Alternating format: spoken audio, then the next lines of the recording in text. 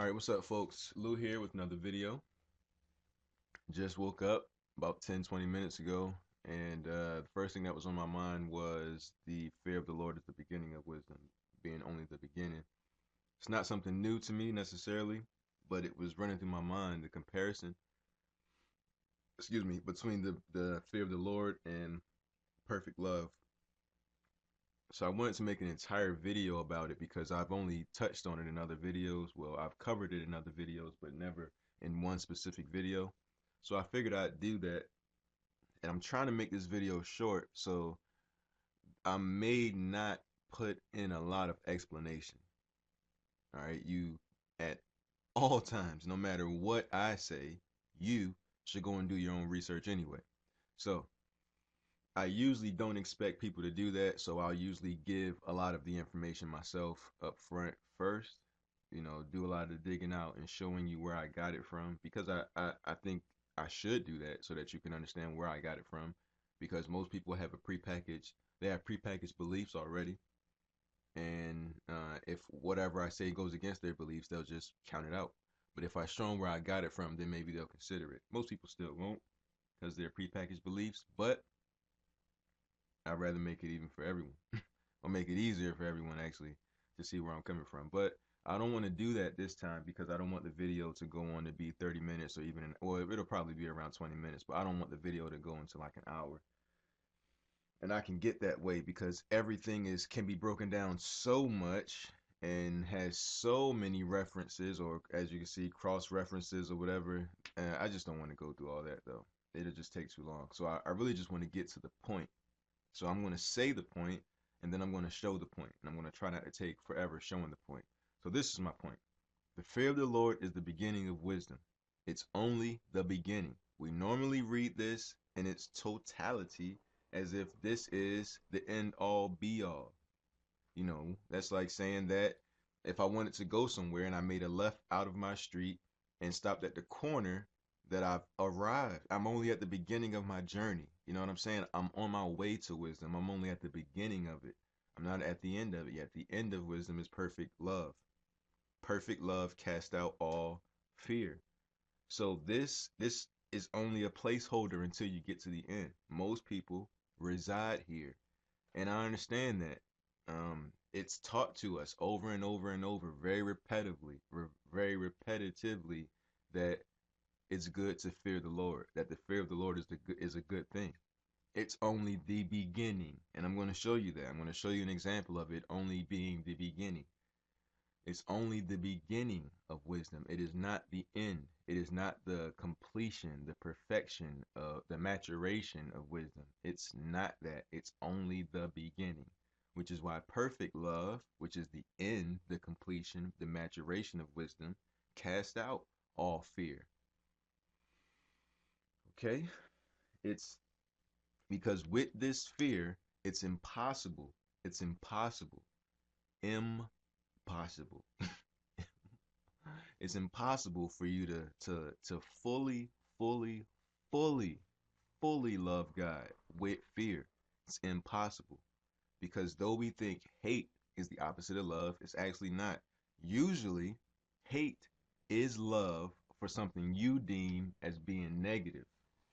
Okay, so it's like you usually hate a person that you love, but they won't be what you want them to be. That's hate. Hate is not the opposite of love. Fear is the opposite of love.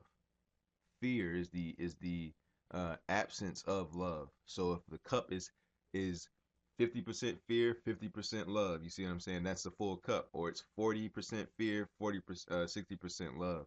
But you can never be unconditional love the way God is if you have fear, especially if you have fear of God. Okay, so this fear is what causes Adam and Eve to be kicked out of the garden, in my opinion, because perfect love casts out all fear. Now, the other thing is um, this fear caused Adam and Eve to not, and when I refer to Adam, I usually mean Adam and Eve, but this fear caused them to not be able to partake in the tree of life. In my opinion, the tree of life is the process of manifesting the life you want in your life. In other words, the tree of life, in my opinion, is on one aspect, it's Paul talking about seeing the image in the mirror and becoming like the image that you see. It's synonymous with the face to face realm, seeing yourself in the mirror darkly, but then face to face, so that that which is in part, this here, is done away with. It's also synonymous with, in my opinion, the fourth ground in the parable of the seed and the sower, the one that the seed falls on and produces a harvest, some 30, some 60, some 100-fold. In fear are the grounds previous to that. In fear is what causes you not to be able to manifest in your life. Fear is what causes, as a matter of fact, fear is the opposite of faith. Fear is the reason the disciples couldn't calm the storm when they were in the boat. Fear is the reason that the disciples couldn't cast out the demon out of the epileptic child. Fear is the reason that they can't move a mountain. That's why he would say, "O ye of little faith." They were of little faith, but great fear. Because fear and faith is the exact same thing. It's an internal reality. It's an internal reality. That's it. If you've watched any of my other videos, then you understand what I'm talking about. But fear is an internal reality. It's not real. Just like faith, it's not real. You create it. Whatever you desire, believe that you have received. It's the exact same thing. Whatever you don't want and whatever you do want, if you believe that you have received either one of them, that shall be done unto you. That's how faith works. Fear is faith. It's just another word, just like hate and love. All right, so the fear of the Lord is the beginning of wisdom. So let's get into the scriptures now. So I've given you my entire spiel. So if you want to stick around for the hows, then I'll show you that. So I just wanted to get that out there. The fear of the Lord is only the beginning of wisdom. Most people are stuck there. The end of wisdom, or the completion of wisdom, is perfect love. We are to move out of fear into love. They're hot and cold are on the exact same thermometer. It's just different degrees. Where would you like to reside? You know what I'm saying? Which degree would you like to reside at? Which part of your character would you like to basically let blossom? Okay, so the fear of the Lord is the beginning of wisdom, and knowledge of the Holy One is understanding. Knowledge of the Holy One. That's interesting. The seed of the kingdom. And that's what I believe too. The seed of the kingdom, the tree that comes from the seed of the kingdom, is the tree of life, in my opinion. And in the seed of the parable the parable of the seed and the sower. Parable of the sower. I don't know if it's called the seed and the sower, but the parable of the sower. What he says when he gives the interpretation of that parable, he says that the seed is the word of the kingdom, the word of the kingdom, the word of the kingdom, the same kingdom that's on the inside. You have to go in. Okay, so I won't get into any of that, but if you've already watched some of my other videos, that makes sense to you if you've been listening.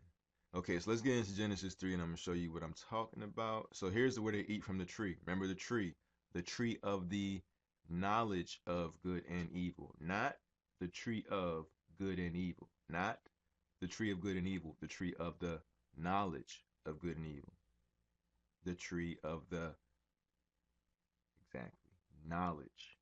That word knowledge means discernment. Paul says that the mature, remember, we're talking about fear being immaturity, love being synonymous with maturity, maturation, completion. One in fear is immature. Paul calls those people carnal. Says he couldn't give them the deeper things, the deeper teachings, the hidden wisdom. They couldn't get the hidden wisdom of God. He says the hidden wisdom is for those who have had their senses exercised to the point that they can discern between good and evil. Adam and Eve had just begun their journey after eating that fruit. They hadn't made it to the end yet. The end is where the hidden wisdom, the deep wisdom of God, what Paul called the mysteries. That's what he called the meat. Right now, they are babes. They only get the milk. The people who only get the milk aren't the ones who have had their senses exercised to determine between good and evil. They haven't started their exercise yet. Their eyes were just open. This is the first time their eyes are actually open to see their own nakedness. Now, they had been naked before. Remember that. Nakedness wasn't new. They had been naked. They just hadn't seen it yet. This tree gave them some wisdom. So now they can see what is that now they can see their nakedness. For you and I, that would be like, oh, well, as a matter of fact, let me use another biblical example. Paul says, I didn't know that I couldn't covet until I read in the law, thou shalt not covet. It's the exact same scenario. The tree of life, the tree of the knowledge of good and evil brings quote unquote death. So does the letter. That's what Paul says. The letter also brings death. And then he goes into an example, because there was no sin until I read the law. Once I read the law, I died. That's what he's saying. It's the exact same thing. It's like a mirror to your face.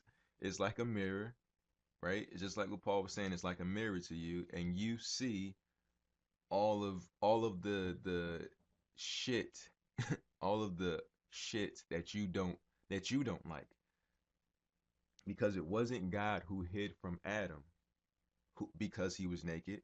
It was Adam who hid from God because he was naked. Now, that is the first instance of fear in the Bible. They heard the voice of the Lord walking in the garden in the cool of the day, and Adam and his wife hid themselves from the presence. Not the presence withdrew itself because they ate. They hid from the presence. And the Lord God called unto Adam and said, Where thou? This art is inserted, but where thou? Basically, where are you? Why is God asking? Because he hid from God's presence. God didn't hide from him. He hid from God. And he said, I heard thy voice in the garden and was afraid. I heard thy voice in the garden and was afraid. Why was he afraid? You're talking about someone who stood face to face with God. And it's crazy. He says, I heard thy voice in the garden and was afraid. Why was he afraid? He tells you, because I was naked and I hid myself. He says, where are you? He says, I heard that voice in the garden. God doesn't know where Adam is. Adam has hid himself from the presence of God because of his shame. Shame, fear. Same thing, same thing. And he said, I heard that voice in the garden and was afraid because I was naked. Now, before that, Adam had zero fear for his nakedness. But this tree has given him some wisdom. It's opened his eyes so he can see his nakedness, which can encompass many different things. For example, Paul and the covetousness. He didn't know that he couldn't covet until he saw that he couldn't covet.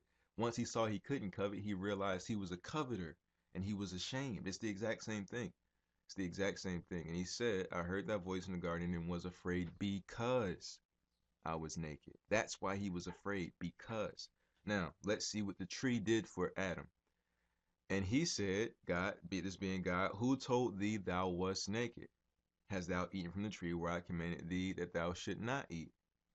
There we go again. The tree told him that he was naked. That's how he knew he was naked. That's the wisdom. That's the beginning of the wisdom. And we see what the beginning of the wisdom does. It makes you afraid of God. Why?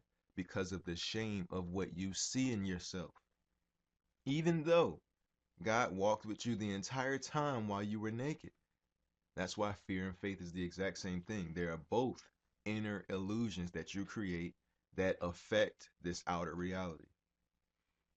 He said, who told thee thou was naked? Hast thou eaten from the tree? Now look at more. Now he put on fig leaves already to hide himself. Now look at, here are some more fig leaves. And the man said, the woman thou gave to be with me, she gave me of the tree and I did eat. Still putting on fig leaves. He's still ashamed of his actions, so he doesn't want to take responsibility. And the Lord said unto the woman, what is this thou hast done? And the woman said, the serpent beguiled me and I did eat. Now the serpent was the wisest of everyone. He couldn't say that. He can't blame nobody. Now look at check this out. And the Lord God said unto the serpent. Now they were all in one spot. It's not like Adam and Eve ate from the tree and then the serpent ran. That's not what happened. They were all in one spot. They were all together getting their sentencing. So check that out. Think about this. And his curse is to what? His curse, dust shalt thou eat all the days of thy life. Now let's go to, wait, I could actually just scroll down here, 3:17. And unto Adam he said, because thou hast hearkened unto the voice of thy wife, and hast eaten of the tree which I commanded thee, saying, thou shalt not eat of, cursed is the ground for thy sake. This has to talk about manifestation. Remember the ground, the ground. The seed goes into the ground, which is representation of your heart. This is how Jesus interprets the parables. The seed is the word of the kingdom that goes into your heart. That is the ground is symbolic of the heart. The heart to the Hebrews is the where you understand. So the word has to be understood in order for you to bear fruit. Cursed is what? The ground. It's freaking ridiculous. I love it. Cursed is the ground. And in sorrow shalt thou eat of it all the days of thy life. Thorns and thistles, cares of the world. This is what Jesus called the cares of the world. They choke the seed. Thou shalt shall it bring forth unto thee, and thou shalt eat the herb of the field. Now, thorns and thistles come out of what? The ground. What is the ground symbolic of? Your heart, your understanding. In the sweat of thy face shalt thou eat bread, till thou return unto the ground, for out of it was thou taken, for dust thou art. What was the serpent's curse? To eat dust. Oh man. In the sweat of thy face shall I eat bread. This is talking about how hard it's going to be to manifest, how hard it will be to take that word of the kingdom, understand it, and bear fruit in your life. That's what it's talking about. This is all a parable. We look at it as an actual story, but this is a parable. This is a parabolic story. It's speaking of a level of consciousness. It's speaking of something that happens on a conscious level. That's what every parable, every mythical story is about. It's the story of consciousness. Your consciousness is always the hero or the main character of the story. And the story is a symbolic representation of phases that your consciousness goes through. All right, so man, I love this. I love this. All right, so desire fulfilled. Let's look at the scripture really quick. So hopefully you understand what I'm saying there, because I don't want to have to go back over it. Hope deferred makes the heart sick. The what sick? The heart sick. The heart sick. But a longing fulfilled is a tree of life. Now, and the Lord God said, behold, the man is become as one of us, as one of us, as one of us. So how many of them was there? I mean, it is Elohim, which means a council of gods, but we won't get into that. To know good and evil. How has he become like God? To know good and evil. So was eating from the tree of the knowledge of good and evil wrong? I don't know. I don't know. When we see him, we shall be as he is. Yet God says, don't let them see my face. Don't let them break through this barrier, because if they see my face, they shall surely die. But when we see him, we shall be as he is. So of course we die. How do we die? Our nature is replaced. The exact same thing that happened when Adam was taken from a people. That's what the ground is symbolic of, that he was taken from a group of people that already existed. He was taken out of that group. Then God breathed into his nostrils. It's the exact same thing as the face-to-face realm. He was given new character.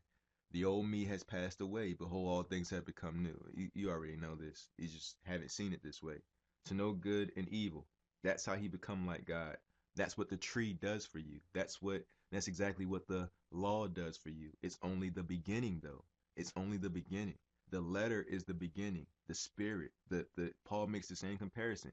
The letter versus the spirit. The spirit is the end of wisdom. The letter is the beginning. This is where he is at right now, identifying himself, lest he put forth his hand and take also of the tree of life and eat and live forever. But Didn't God say that he would surely die if he ate from that tree? How is there a remedy? Of course, there's a remedy. Hope deferred makes the heart sick, but a longing fulfilled is a tree of life. Now, I know traditionally we don't look at what happened in this story as Adam, being cast out of the garden and the ground being hardened, him and the thorns and thistles being coming out or whatever. We don't look at that as Adam not being able to have his desires fulfilled. I know. And I mean, shoot, for the most part, we look at this as a literal story. Not even being aware of Adamu or Gilgamesh and stories of that nature, which predates this story, but this story was actually taken from. So we take it literally, and what I'm saying can't make sense. I understand that. I totally understand that. If I were you, I probably wouldn't believe me either. Well, if I were you, I might believe me. If I was myself 3 or 4 years ago, I wouldn't believe me either. Okay, so, but if this is true, if having a longing fulfilled is a tree of life, because most people do long. They long to be perfect. They long to not have sin. They long to have the thing that they are covering up, the thing that they're ashamed of, the thing that only God can see, but no man will ever experience. Your flaws in that aspect. And it's the same. It's the exact same thing in my opinion. Longing fulfilled is a change of character. Where the spirit is, there's liberty. That word liberty means the ability to do as one pleases and the ability to stop doing a thing that you no longer want to do. That is being withheld. The secret to perfection is very, very, very simple. It's to be Adam unashamed. That is very, very simple. Be Adam in the garden unashamed. It's as simple as it gets. It's not that we don't work on the things that Adam was ashamed of. It's not that we don't work on our nakedness. It's the fact that we don't have to work on our nakedness. Like it's I don't know. It's kind of hard to explain, but it's as simple as being real. It's like this. This is what I've realized personally. Okay, so you don't have to necessarily believe it, but when we put off, like for example, man. All right, so we see something that we don't like about ourselves. This is usually what happens. This is the fear of God, the beginning of wisdom. We see something we don't like, and then we hide. Now, we hide from God or we put on fig leaves. It's the exact same thing. We put on fig leaves to cover up our nakedness.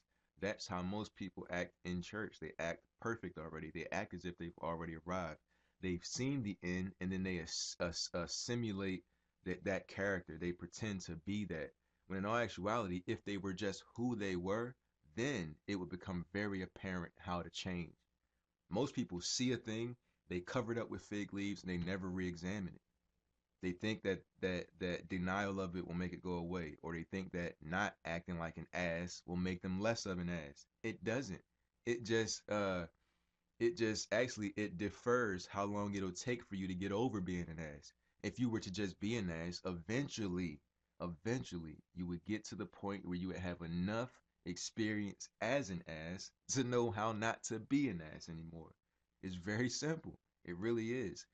If you were to just not put on fig leaves but be naked and unashamed, be exactly who God sees you to be, because there's no reason to hide from man what you can't hide from God. It's utter foolishness.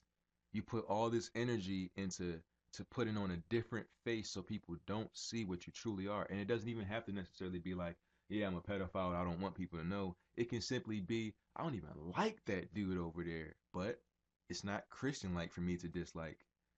Instead of just being who you actually are, you be a hypocrite and then you stay a hypocrite. You're always acting instead of actually freaking being. That's the difference.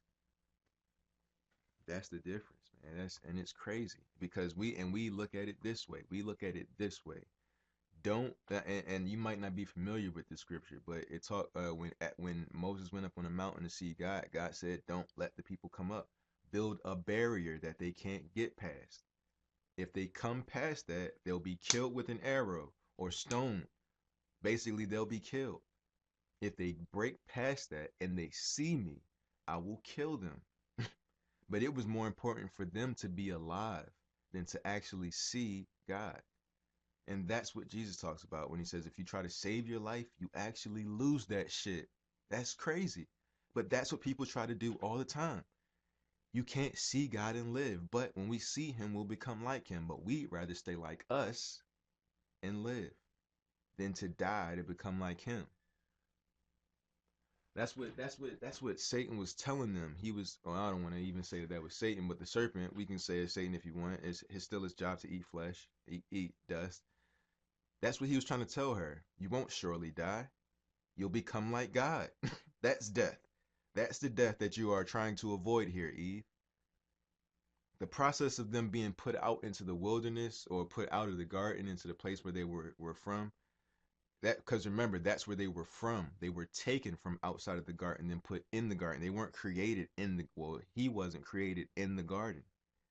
He was taken from his homeland, put into the garden, then put back into his homeland until when? He says, you will do this until you return to the ground. What is the process of returning to the ground? All right, so we see this part right here. I don't know if you believe me on that or not. That's okay, though. But let's look at what returning to the ground is, in my opinion. Now, remember what the dust is. Satan's curse is to eat the dust. Adam is made of dust. His flesh is made of dust.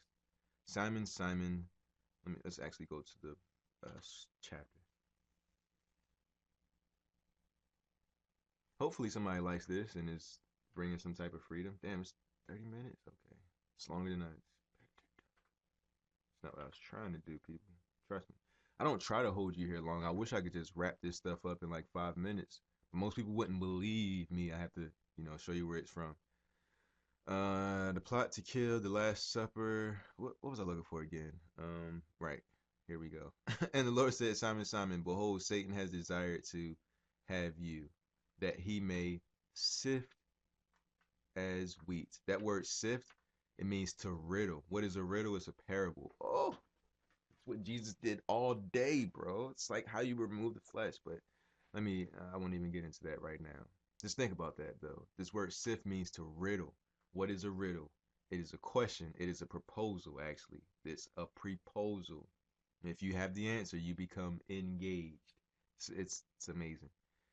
And that's in the definition for like the word parable. The ancient Hebrew definition of parable, it's a pictograph, and it's a wall with a door.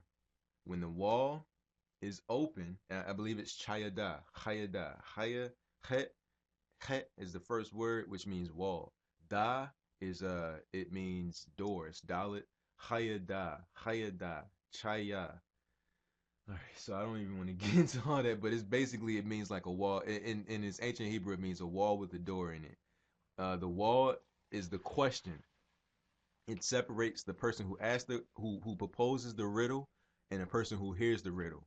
When Jesus took his disciples to the side and he interpreted the parables, he was giving them a door, meaning that he was making the outside of the wall and the inside of the wall one. That's what he was doing. All right, so understand that that's what a parable is. That's what this riddle is. That's the separation thing. That's the veil. All those different types of things is symbolic of. But and the Lord said unto Simon, Simon, Simon, behold, Satan has desired to have you, that he might sift you as wheat. This word sift means clean. That's how you clean wheat. That's how you get the coat, the skin off of the wheat.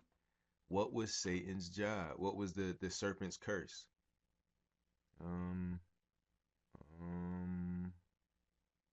Above all the cattle upon thy belly shalt thou go, dust shalt thou eat all the days of thy life. He was hungry. That's why he wanted to sift Peter. Now, sifting wheat is not a bad process. It may be rough for the wheat, but if the wheat just holds on, it'll make it through the process. That's why Jesus says, but I have prayed for thee, that thy what? Faith, the inner vision, not based on what is happening outside of you, that thy faith fail not.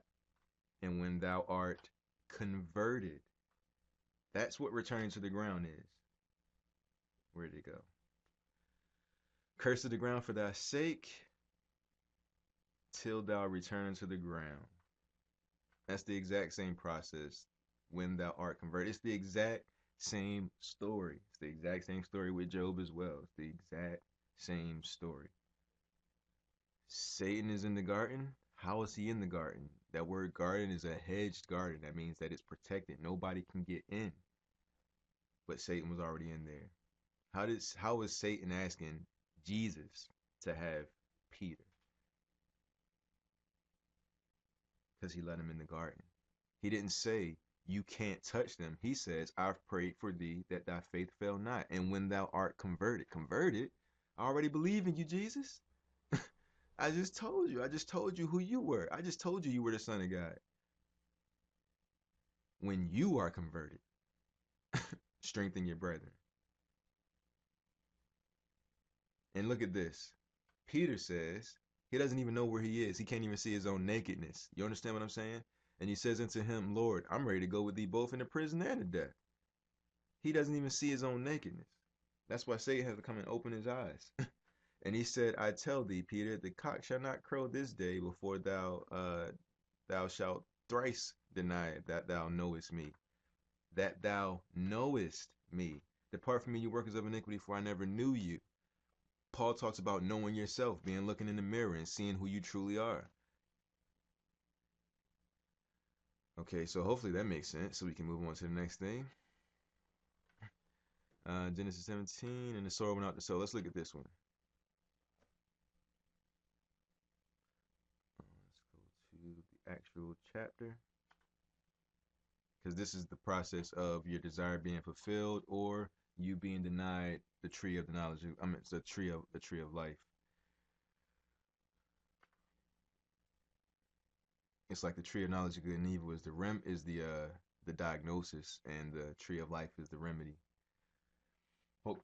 Hope deferred makes the heart sick. Remember, in faith is the substance of things hoped for. Hope deferred, meaning that the thing that you want doesn't come on time, that makes the heart sick. But faith is the substance of things hoped for. Whatsoever you desire, believe that you have received it. Believing that you have received it is what faith is. That is how faith becomes substance, when it becomes belief that you have received, meaning that you attained the thing already on a faith level, which is an energetic level. It's actually very scientific. So he's saying, well, I actually forgot what my point was, but I'm pretty sure you understand where I was going with that. So he says, much people gathered and came to him, and he spake a parable. As sower went out to sow his seed, and he sowed, and some fell on the wayside, and were trodden down, and fowls of the air devoured it. Some fell on a rock, and as soon as it sprung up, it withered away, because it lacked moisture. And some fell amongst thorns, and thorns sprang up, and when it with it, and choked it. Remember, we just saw that, thorns and thistles. And others fell on good ground, sprang up, and bare fruit, and hundredfold. He didn't even do 30-60 on this one. And when he had said these things, he cried, he that has ears, let him hear. Woo! I love it. I love it. Okay. And his disciples asked him, saying, what might this parable be? You understand? You understand. Jesus was an occult teacher. He spoke in symbolisms. He taught in symbolisms, meaning that what he said here had a deeper meaning. Those are the mysteries Paul talks about. And he said unto him, now remember, he pulls them to the side and gives them the mysteries. This is the door through the wall I was talking about earlier. Chayadah, the word for parable in the Old Testament. And he said, unto thee it is given to know the mysteries of the kingdom, but to others in parables, that seeing they might not see, and hearing they might not understand. Now the parable is this. Ooh, I love it. I love it. This is like crazy. Just this stuff is like hidden right in plain sight. The seed is the word of God. Okay. All right.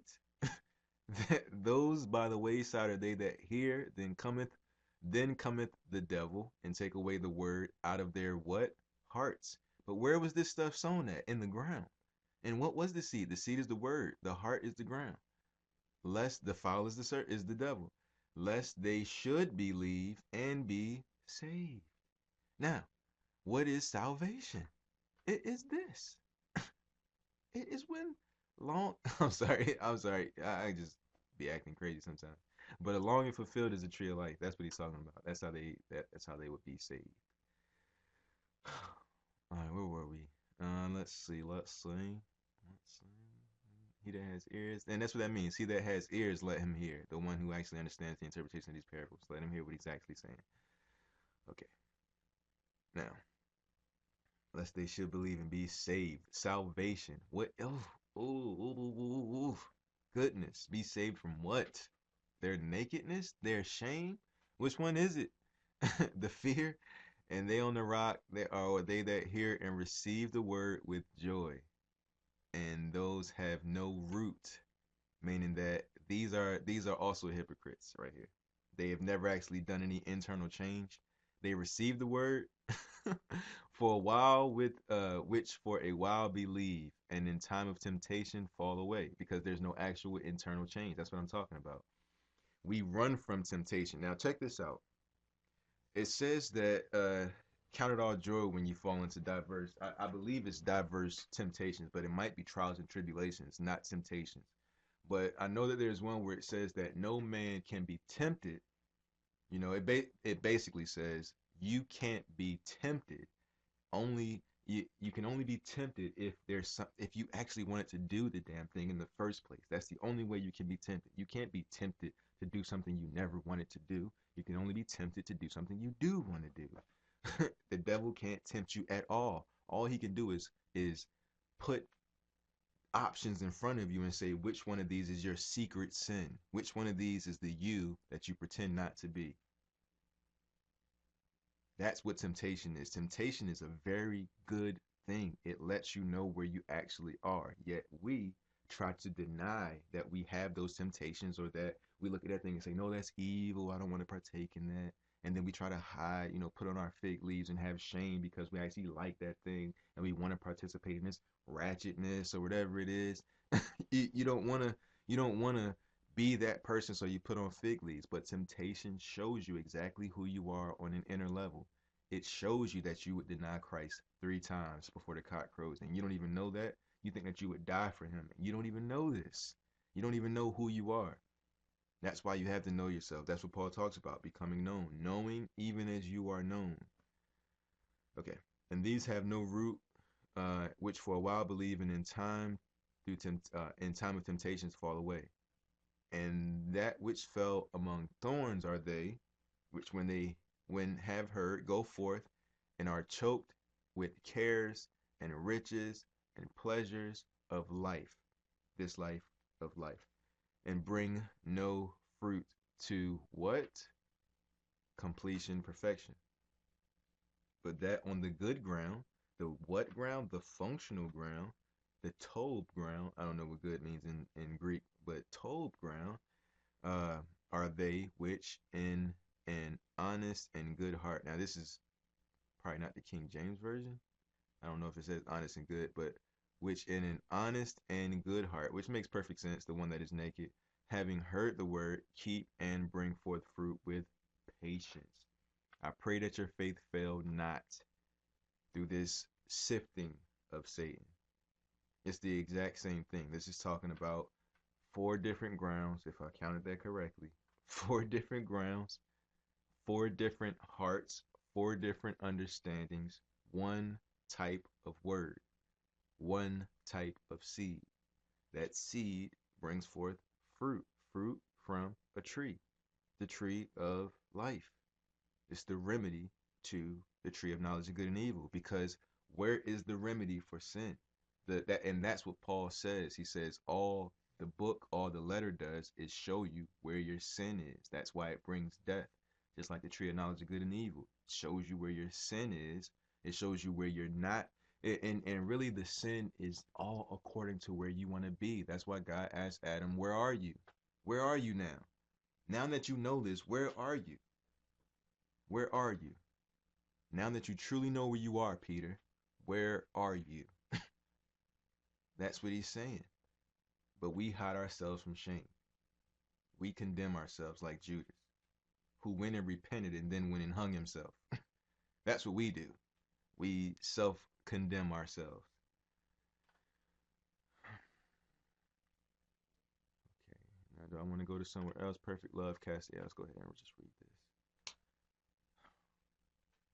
Makes me kind of sad because there's going to be people that won't believe this. It's actually pretty sad. And it's sad for me because I know what it's like to be on the other side. I know what it's like to live the other way and think that the other way is the right way and just be spinning your wheels, man, bumping your head against the wall. It's not that you don't grow. But you're not seeing yourself correctly to understand how to grow effectively, like on purpose when you want. It's so easy to change. So easy to change. The problem with change, the problem that most would experience with change is the fact that we've created a personality. That personality is alive and living. It's usually what feeds you thoughts. You've created it though. You create that part of the mind that then feeds you thoughts to reinforce your beliefs and your behavior patterns. You create that person. Then when you want to change, that person doesn't want to die. And it doesn't think you want to kill it because you are its father. You created it. It's your son. So it doesn't think you want to kill it. You know, it's like Isaac out there. It doesn't think that you want to kill it. But when you go to kill it, what it sees is you not being consistent with the you that you want to be, and it makes you go back to being who you want to be. In order to, it doesn't want to die because it believes that it is you and has life. You created it though. And when you know how to change it, it will lay down its life for you. It won't fight you. All right, the fear, there is no fear in love. But the beginning of, what is it? The fear of the Lord is the beginning of wisdom. I don't understand.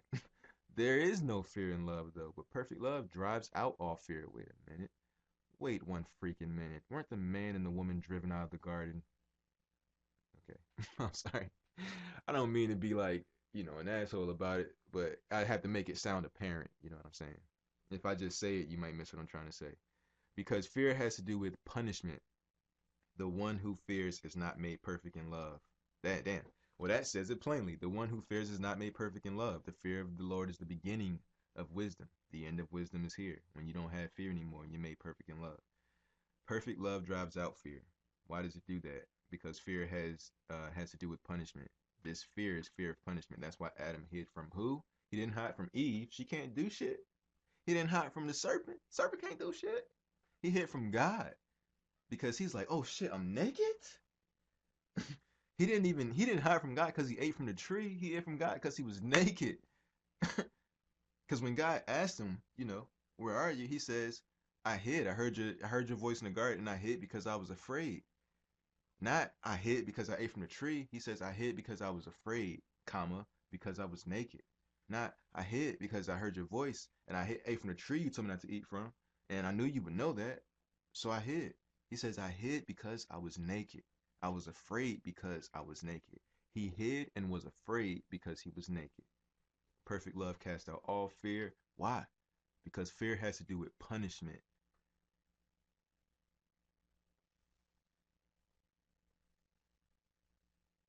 Just think about that. Fear has to do with punishment. And honestly, in all actuality, you can't trust somebody who only does things who does things out of the fear of punishment. You can't trust them. That person in all actuality hates you. They hate you. Just like most people don't know this, but they hate God. They serve God because they have to. If they don't, they're going to hell.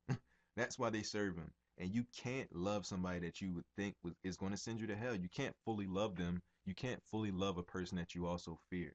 That you also fear is going to bring punishment on you if you do the wrong thing. You can't truly fully love that person.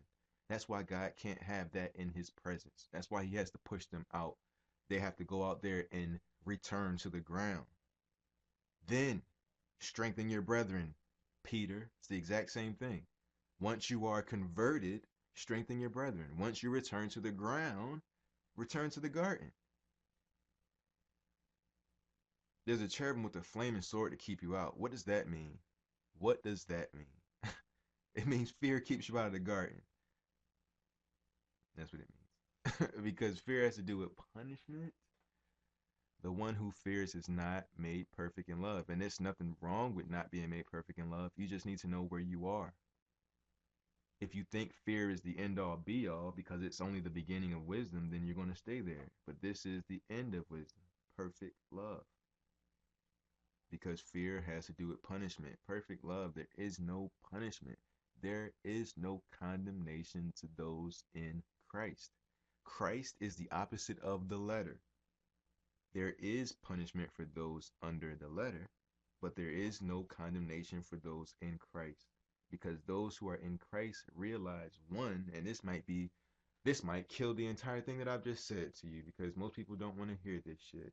But the truth is, Christ is your eternal spirit, the one that you not were given when you came to earth, the one that you've always been, the one you were created as in the beginning, who you continue to be, whether you are in flesh or out of flesh. Most people see it as the spirit was created on earth once the body or the body was created, and then you live, and then you die, and then you go to a place as a spirit. They never take into consideration that the spirit is not created from flesh. Just like Jesus says, flesh does not give birth to spirit. Flesh gives birth to flesh. Spirit gives birth to spirit. That's why man was made in the image and likeness of God. Just like birds are made in the image and likeness of birds. Every kind reproduces after its own kind. Man came from God. Spirit gives birth to spirit. That's what Jesus talks about in the parable. Well, I call it the parable of the wind when he's talking to Nicodemus. You have to be born again. The wind comes, then you hear the sound. You don't know where it comes from, but you hear the sound, and you don't know where it's going. That's speaking of your spirit. You don't know where your spirit came from. All you hear is the sound, which is the life here on earth, this incarnation, and you don't know where it's going. It's the exact same thing. Read it for yourself.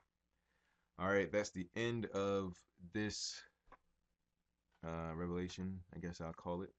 And I think I'll name this one, the fear of the Lord is only the beginning. Fear is only the beginning. The fear of the Lord is only the beginning. Something like that. Something like that. The fear of the Lord is only the beginning. Perfect love cats. I don't know. Something like that. Maybe I won't use any of that. But I thank you for your attention up until this point, and I appreciate your patience. You're bearing with me, especially if these are opposing beliefs to what you currently believe.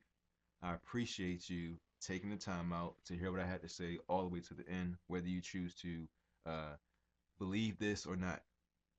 I encourage every single one of you to go out and do your own research, get your own answers, all right? Because my gospel is my gospel. Your gospel is a totally different gospel from mine, but the point is the same. So what I want to do is, I just want to say thank you. And for those of you who see what I'm saying, let me know. If you can't see what I'm saying, let me know too, because, without any feedback, I can't make adjustments to how I do this. And I know sometimes I'll go somewhere and not finish where I'm going because so many things run through my mind and I get sidetracked and stuff. So, but as always, I appreciate your attention. It's one of the most valuable things you can give somebody, your attention and your time, because you can't really get those things back once they've been given. So I appreciate that. And one more thing, I guess, I don't know there was nothing I wanted to say, but I guess that's it. So I hope that you find freedom in this. And I hope that you find freedom, because I'm hearing like even more stuff to say now. Because there might be somebody asking, how do I become what I want to become? How do I become what I want to become? And I want to answer that. I feel like I should say that. Okay. And I don't even know how to say it. All right, there goes my fear blockages. Okay, so let's get rid of this stuff right here.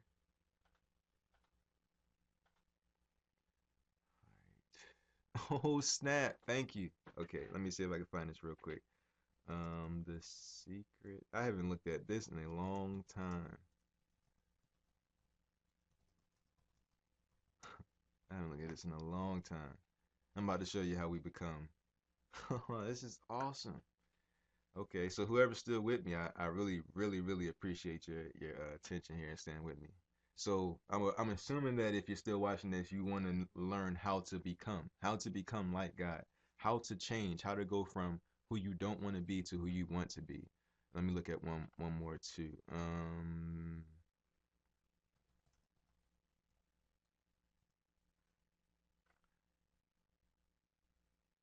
gonna show you a parallel of we with unveiled faces. My God, I could literally talk about this all day. It's amazing. This is amazing, amazing. In my opinion, this stuff blows me away. It's so clear. But okay. Let me start here first. This is the secret to becoming like God. In all actuality, though, in all actuality, let me preface this. In all actuality, you are perfect. The spirit that came to this incarnation is perfect. It is your belief patterns, your belief systems that cause you to act the way you want to act. So, let's look at what sin is. Sin literally means to miss the mark. You can look at sin as a straight line from point A to Z. Okay, so imagine a line. At one point, there's an A. At the other point, there's a Z. The you want to get to the Z.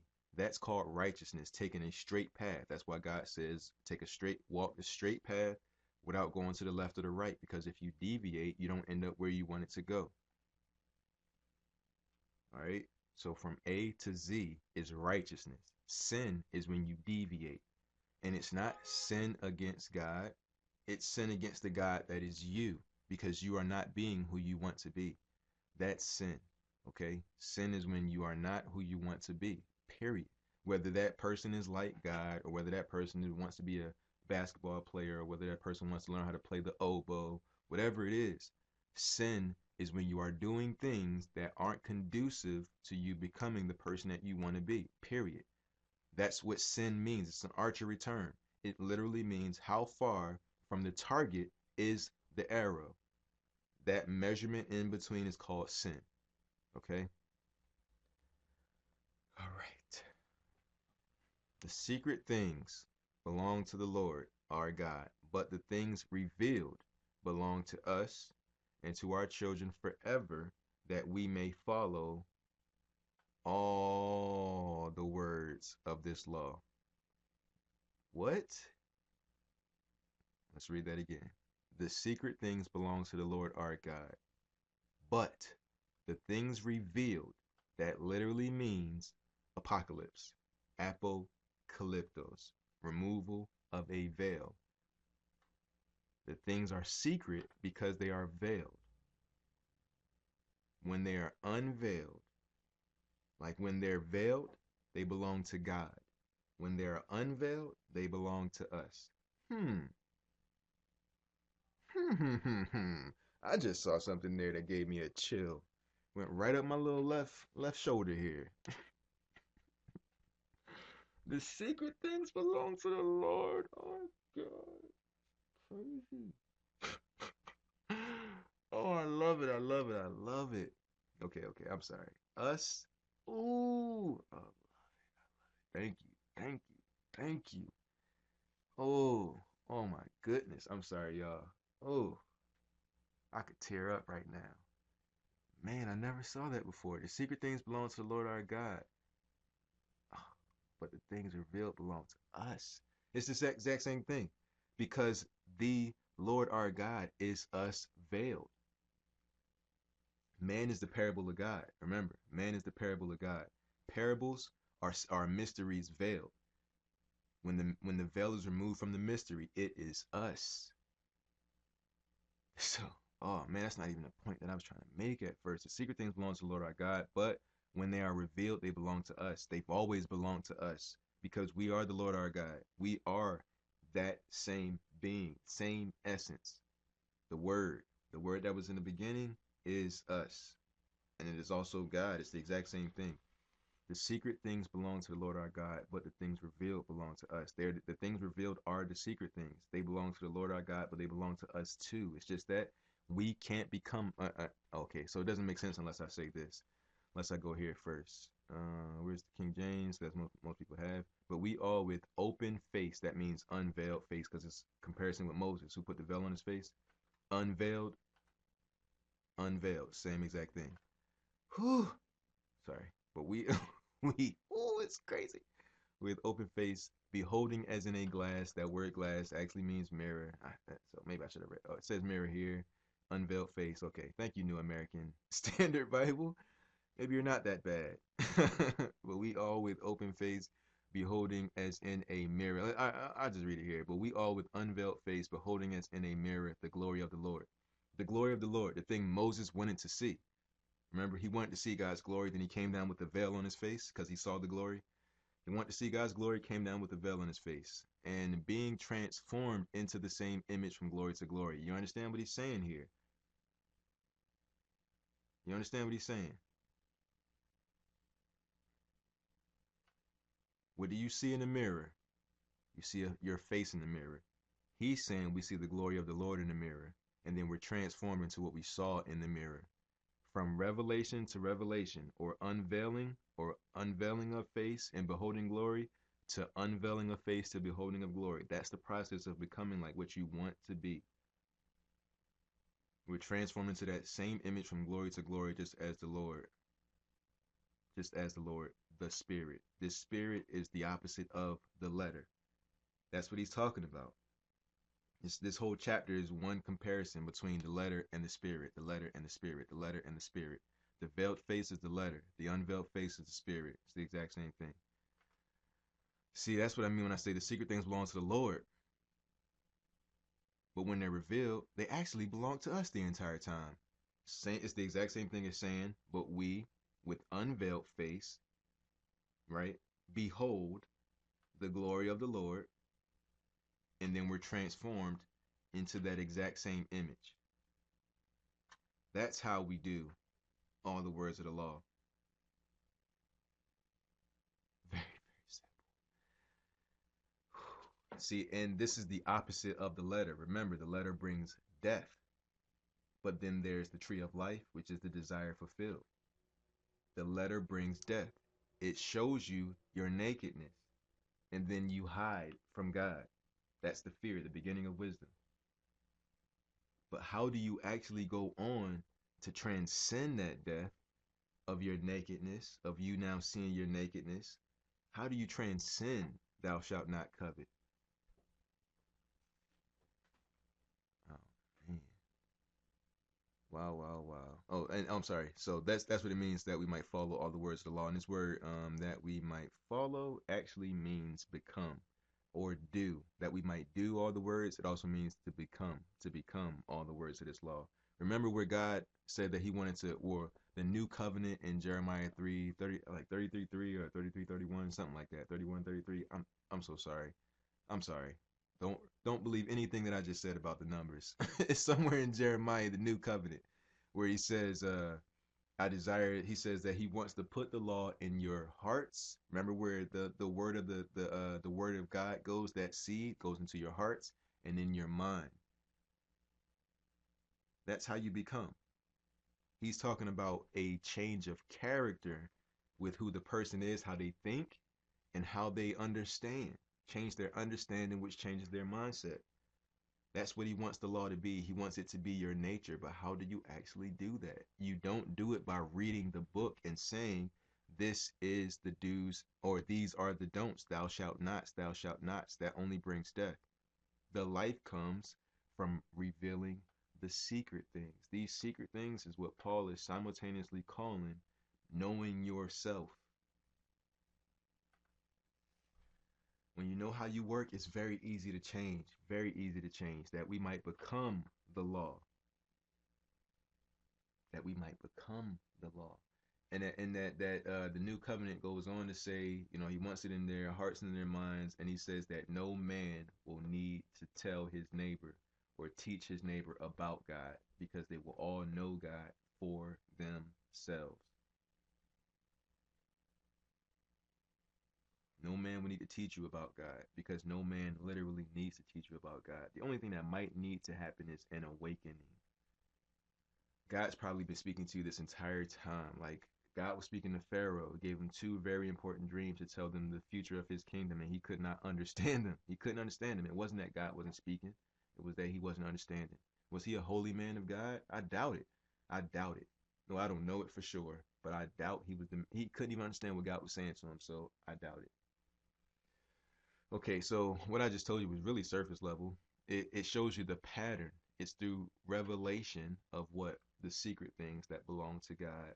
It's actually a removal of the veil that is over your face. You looking into the mirror, which he's actually calling the Old Testament. This mirror is the Old Testament, and seeing the glory of the Lord, being transformed into that same image. It's literally you seeing you as the God of the Bible. It's you seeing you in really as the entire thing. It's you that it's let me see if there's another way I can explain it. Well, I'll put it this way. The way you love Jesus, the way you admire and you worship Jesus, that's what Jesus was talking to the Samaritan woman. He's saying you worship what you do not know. The you that you do not know is the secret thing. It's the veiled image of the Lord, which is you. But when it's unveiled, you see that it's you. That's what Paul is talking about. You're transformed into the image of which you see. All right. So it's like the way that God loves Jesus, the way that you believe God loves Jesus, he actually loves you that way. The way that he treats Jesus is actually the way that he treats you. The way that he loves and admires his son, or the way that you perceive him to, you can apply that to yourself. But not if you don't know it. Not if you don't know it, you can't apply it to yourself. Okay. So I'm pretty sure I'm off the deep end with you guys by now. So I'm gonna wrap this up. But it's really simple. To become to the where are we at? God dang it, it's still an hour. All right. I mean, I guess a sermon is about an hour too. So put it this way, like the what I just gave you was more a religious understanding. So I'm just gonna give it to you in a basic scientific way. Your subconscious mind, look at your subconscious mind as a virtual image of yourself in your mind. Like when you say I wouldn't do or I would do, it's the you that you think you are. That's your subconscious mind basically. That person there, that entity that you have created, that is what well, man, oh man. Okay. Okay, yeah, yeah. All right, I'll say that. So that person there is actually the person that controls all of your behavior patterns. The waking mind, the conscious mind is the person that realizes the shit that it does or does not want in its life. That person is the one that says, what is it? That's the one that says, I want to be like Christ. I want to be like Christ. That's the person that says, oh, I see where I'm not like Christ. I want to be like Christ, and I'm trying to become like Christ. But the subconscious mind is the person that you actually are. It is when you wake up and it's the one that talks for you when you're upset and you say something you don't want to say, but it's something that you actually meant anyway. It's in your heart. It's the person that you are. It's that's you. In order to change that person, that it's you see what I'm saying? It's the person that does the actions that you regret later, that you didn't think that you should have done. It's you consciously feel okay, the subconscious mind it runs 95% of your life basically. Like when you drive a car home or drive a car to work and you're not even focusing on driving, it just does it for you. That's your subconscious mind. We can easily relate to that, but we can't relate to the behavior patterns that we experience 95% of the time, where it gives us results that we consciously realize we don't want. That's what I'm trying to say. That subconscious part of us, that's the part that we need to learn how to communicate with and train. You do it all the time when you worry. Worrying is like it's the perfect process of prayer. If you only could worry about something positive, then you would actually learn what prayer is. So in order, man, I think I'm gonna have to make an actual other video for this. But I'll try to just sum it up. If you change the subconscious mind, you change your behavior. Most people They put on fig leaves, which is they try to do things consciously. They get an understanding of how things should be, and they're like the ground, or they're like the seed that fell on stony ground. It instantly springs up. They hear the word, they receive it with joy, and then they go out. But then when a situation comes that tests to see if they're going to act like the new them that they claim to be, or the old them, they act like the old them because they don't have any depth of ground. They've never grown roots from this understanding that they now have, because nobody knows how to grow roots. The way that you grow, look at roots as neurons or neural pathways and connections. If you were to see what neurons or neural pathways look like, they look like roots. Every belief and habit that you have is a group of neural connections or roots. They look like roots, tangled up roots. That's what they look like. The person that you are is literally those organizations of roots. In order to change those organizations of roots, you have to understand how those organizations of roots were first created. Okay? Now you can look that up on your own. That's how neurons are formed, or how neural pathways are. Well, let me give you an easy example. But this doesn't really relate to behavior, so it's a little different. I'm gonna have to start looking for some behavior examples because I have a lot of physical examples. Learning how to walk or run, shoot a basketball, play a video game, read, learning how to speak a different language, uh, uh,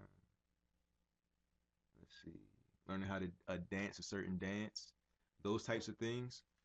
Before, when you don't know how to do a thing, you have no neural connections, no neural pathways for those things. Okay. Um, let's say neurons are called memories. Okay. And or a neural connection, a neural pathway is called a memory. So when two roots touch each other, when they connect, let's call that a memory. When you learn how to walk, you reinforce that memory. Every time you attempt it, the neurons fire together, so they wire together. All right, so the roots, when you tried to walk, you started to develop a group of roots for that walking. Memory. These roots form memories. Okay? Not memories as in I remember a past event, but memory in its actual form. Members coming together. Memories. Every time every time you attempted to walk again, you reinforce that memory. You reinforce it until it became nature. Then you no longer had to remember those members. They were stuck. It's, for example, if you've never shot a basketball, the first time you do it, it's going to feel weird. Then you develop neurons, and whether you developing them in the right form or the wrong form, eventually it starts to feel less weird. Then, if you've done it the wrong way, now you have to relearn. You have to break up that old memory and create new memories. That's the exact same way you change nature. So the person goes and they go out there and they have the wrong shooting form, and they might make some shots though, right? But it's the wrong shooting form, so they're not going to be as successful as they could potentially be. Then they want to learn the new form. Now the new form feels weird, and they can't help but revert back to the old form every single time. So they can come to practice and they can shoot correctly as long as they think about it. But when they get in a game situation and it's pressure on them, they're going to revert back to that nature. They're going to revert back to the group of memories formed specifically for shooting the basketball. That's the exact same. Think about that as behavior patterns. It works the exact same way. Okay, so let's stay on that instance of basketball, and I'm going to show you really quickly, and I think a really light version of how you can bring this change. Okay, so they took a group of three groups of individuals. The first group, or they had them all shoot foul shots to measure where they were. Okay, the first group, let's say that they were, let's just say they all were at whatever percentage they were at. The first group, they told them to come in and practice every day for an hour. The second group, they told them to come in, but don't do anything. The third group, they had them come in and lay on the floor and imagine shooting for an hour. The first group that actually did the shooting increased, I think it was 24%. The group who did nothing didn't do anything. They didn't increase. Some of them may have decreased. The third group who only came in and imagined shooting increased their shooting, their accuracy by 23%, only 1% less than the people who actually did the work. The people who were actually doing the work were creating neural pathways. The people who only imagined doing the work were creating neural pathways. Neural pathways, or these conglomerations of neural connections, make up the character who you are. So in order to go from shooting at what, let's just say, well, they increased by 23%. So I don't feel like doing any math. Let's just say they increased by 20% and they were at 80 before. So if you want to become 100% of a new character, how would you do it? Like, taking that example, how would you do it? If you're already 50% there, how do you get the rest of the way? If you're already good at shooting foul shots, how do you get even better without having to go to the gym and practice? Based off the example that I just gave you. How would you do that?